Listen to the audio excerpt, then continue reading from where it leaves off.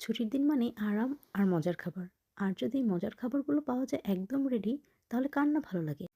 এই মজার খাবারগুলো খাওয়ার জন্য আমি চলে এসেছি বাংলাদেশি কুইজিনে। অ্যাড্রেসটি আমি ক্যাপশনে দিয়ে দিব। এটার ইন্টেরিয়র ডিজাইনটা অনেক সুন্দর। এই মিররটা আমার অনেক বেশি ভালো লেগেছে। এই অসাধারণ খাবারের ডিলগুলো আপনারা পেয়ে যাচ্ছেন বাংলাদেশি কুইজিনে, শনিবার এবং রবিবার।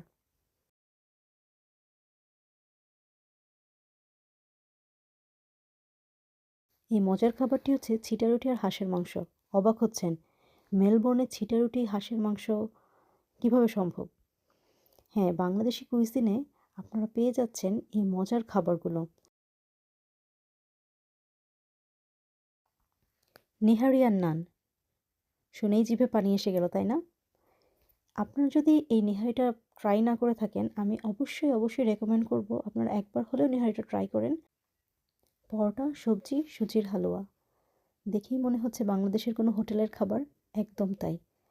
স্বাদটা পুরো বাংলাদেশের মতোই।